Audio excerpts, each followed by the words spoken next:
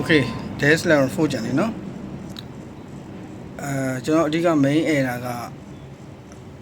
DC jam မှာရှိတဲ့ PSID လမ်းကြောင်း 3.3 volt ရယ်DC jam မှာရှိတဲ့ PSID လမ်းကြောင်းက3 volt ရယ်90 volt ရယ်ပြောချင်တာကတော့DC jam ကောင်းလေးမှာ fault ဖြစ်ပြီး3 volt ကို90 volt နဲ့ short ရိုက်လိုက်သလိုပဲဖြစ်သွားပြီးတော့မှ3 volt အရင် short မယ်နော်3 volt sorry 3 volt ကဘေးရနေ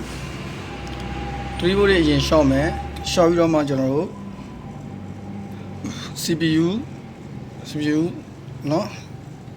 ဒီကောင်အကုန်လစ်ကုန်တာပါเนาะအကုန်လစ်ကုန်တာဆိုတော့ကျွန်တော်တို့နောက်မှာဒီကောင်လေးကိုတစ်ခါလေးဖြုတ်ကြည့်လိုက်မယ်တေချာဒီလောက်ကတော့ပုံမှန်PSI လမ်းကြောင်း3 volt ကို90 volt နဲ့ကြိုးပူသွားလို့ short ဖြစ်သွားရင် SI ကိုပဲကျွန်တော်ကလစ်မယ်လို့ထင်တာပဲအခုဒီကောင်လေးပါကုန်တာเนาะအဲ့တော့ဒီချက်ကိုတစ်ခါဖြုတ်မယ်ကျွန်တော်လေး okay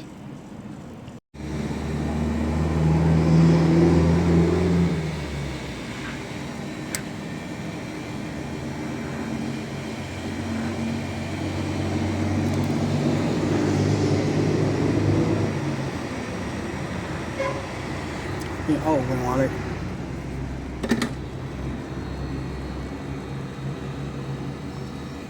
ကြောက်โอเคခါရဖြုတ်မယ်နော်ကျွန်တော်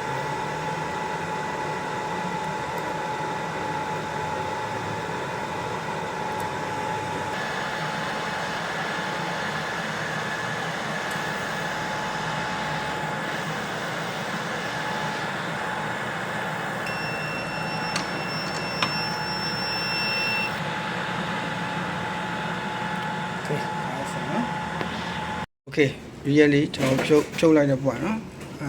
နော်ကျွန်တော်ဒီနောက်မှာ4ရနာလိုက်ပါတိတ်ချမရှင်းရသေးနော်နော်အဲ့ဒါတော့အကုန်လွတ်ကုန်စောစောက short ဖြစ်နေတဲ့3 volt တွေ impedance ကြီးပြန်တက်သွားမယ်ဆိုတော့00ကျတဲ့နေရာကြီးကောင်းသွားမယ်ဟုတ်ပြီနော်ကောင်းမယ်နော်ကောင်းပြီနော်အဲ့တော့ချစ်လဲလိုက်ရင်တော့ကောင်းနိုင်မယ်လို့ထင်တာပဲဒါကတော့ဆွဲကြည့်မှပဲသိမှာပဲနော် okay